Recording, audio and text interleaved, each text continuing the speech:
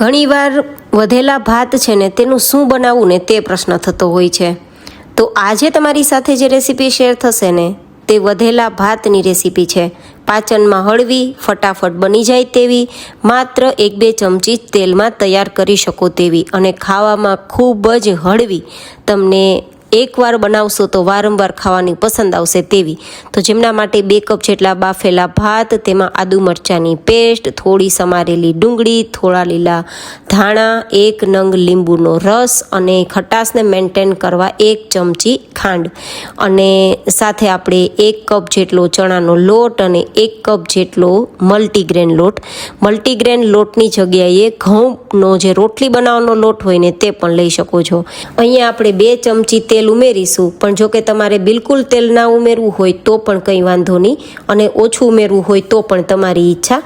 સ્વાદ પ્રમાણે નમક, હળદર પાવડર, લાલ મરચું પાવડર અને ધાણા જીરું પાવડર અને ચપટીક જેટલી હિંગ ઉમેરી દઈશું અને થોડો આપણે અહીંયા મરી પાવડર ઉમેરી દઈશું સ્વાદ પ્રમાણે અને પછી બધું જ આ રીતે મિક્સ કરી દઈશું। અહીંયા આપણે પાણી ઉમેરવાની જરૂર નથી કારણ કે ભાતમાં મોઇસ્ચર હોય જ છે।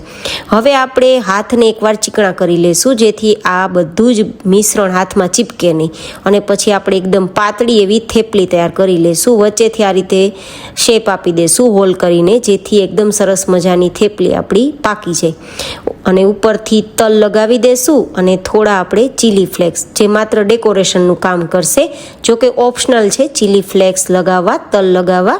આ રીતે થેપલી તૈયાર કર્યા બાદ હવે આપણે તવાને ગરમ કરીશું।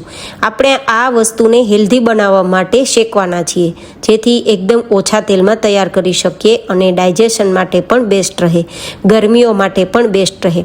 તો તેલથી ચીકણી કરેલી આપણા તવા પર બધી જ આ થેપલીને ગોઠવી દેશું અને પછી ઉપરથી એકદમ લાઇટ વેટ તેલ લગાવી દેશું। તો આપણી આ વેરાયટી માત્ર 1-2 ચમચી તેલમાં તૈયાર થઈ શકે તેવી છે। જો કે તમે બિલકુલ તેલના ઉપયોગ વગર આ વેરાયટી બનાવી હોય ને તો પણ બનાવી શકો છો। આપણે જે આ બેઝ તૈયાર કરવામાં તેલ ઉમેર્યું ને તેમાં પણ નથી ઉમેરવાનું અને ઉપરથી જે આપણે લાઇટ વેટ તેલ લગાવ્યું છે ને તે પણ નથી લગાવવાનું, જો તમારી ઈચ્છા ના હોય તો। અને ઈચ્છા હોય તો મેં જે રીતે થોડું તેલ લગાવીને તૈયાર કરી છે તે મુજબ પણ તમે તૈયાર કરી શકો છો। બંને સાઈડ ગોલ્ડન કલર પર આવે ત્યાં સુધી ધીમા ગેસની ફ્લેમ પર દબાવીને શેકવાથી આ રીતે ઉપરથી ક્રન્ચી અને અંદરથી ખાવામાં સોફ્ટ એવી આપણી નવી વેરાયટી તૈયાર થશે।